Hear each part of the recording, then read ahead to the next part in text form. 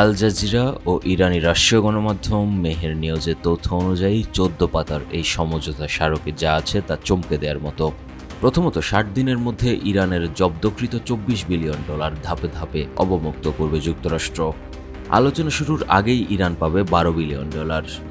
দ্বিতীয়ত, ইরানের তেল ও গ্যাস বিক্রির উপর যুক্তরাষ্ট্রের নিষেধাজ্ঞা আলোচনা চলাকালে স্থগিত থাকবে। তৃতীয়ত, হরমুজ প্রণালীর নিরাপত্তা ও ব্যবস্থাপনা থাকবে ইরানের হাতে। চতুর্থত, মার্কিন বাহিনী ইরানের সীমান্তবর্তী এলাকা থেকে সরে যাবে। পঞ্চমত, ইরানের ক্ষেপণাস্ত্র কর্মসূচি এবং প্রক্সি গোষ্ঠীগুলোর বিষয়ে আলোচনার এজেন্ডা থেকে বাদ দেওয়া হয়েছে। এটি ইরানের জন্য বড় কৌশলগত বিজয়। ষষ্ঠত, যুদ্ধের ক্ষতিপূরণে ইরানকে $300 বিলিয়ন পুনর্গঠন তহবিল দেওয়া হবে, যা মূলত উপসাগরীয় দেশগুলোর অর্থায়নের মাধ্যমে করা হবে। তবে ট্রাম্প সরাসরি $300 বিলিয়নের দাবি অস্বীকার করেছেন। যদিও কোন অংশ অসত্য তা তিনি বলেননি।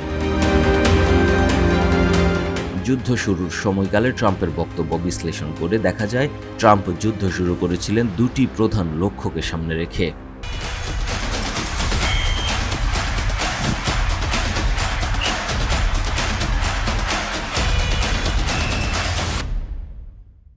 ইরানের সরকার পতন এবং সমৃদ্ধ ইউরেনিয়াম ছিনিয়ে নেয়া।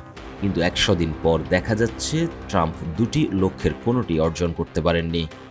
ইরানের সর্বোচ্চ নেতা আয়াতুল্লাহ খামেনিকে হত্যার পর মার্চে মনে হচ্ছিল তেহরানের পতন আসন্ন। কিন্তু আয়াতুল্লাহ খামেনির ছেলের নেতৃত্বে ইরান টিকে গিয়েছে। পারমাণবিক কর্মসূচির শান্তিপূর্ণ ব্যবহার চালিয়ে যাওয়ার অধিকার তারা ফিরে পেয়েছে।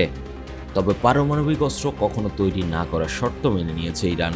অর্থাৎ 2015 সালে বারাক ওবামা ইরানের সাথে যে চুক্তি করেছে, ঘুরে ফিরে ট্রাম্প সেই চুক্তিতেই ফিরে আসলেন। তাহলে এখন প্রশ্ন আসতেই পারে, ইরান কি আসলেই যুদ্ধে জিতে গিয়েছে? যদিও অবকাঠামো ও জীবনহানির বিচারে ইরানের অনেক বেশি ক্ষতি হয়েছে, কিন্তু ভূরাজনীতির হিসেবে ইরান একটি ঐতিহাসিক লড়াইয়ে টিকে গিয়েছে। স্কাই নিউজের বিশ্লেষণে বলা হয়েছে, ট্রাম্প আসলে 8 এপ্রিল যুদ্ধে হেরে গিয়েছিলেন। আমেরিকা এবং ইসরায়েলের যৌথ পরাশক্তির কাছে 100 দিনের বেশি টিকে থেকে ইরান একটি সম্মানজনক চুক্তিতে পৌঁছাতে পেরেছে। 2015 সালে ওবামার আমলে ঠিক এই শর্তেই চুক্তি হয়েছিল। ট্রাম্প সেই চুক্তি ছেড়ে ফেলে 2018 সালে আবার নিষেধাজ্ঞা আরোপ করেছিল ইরানের উপর।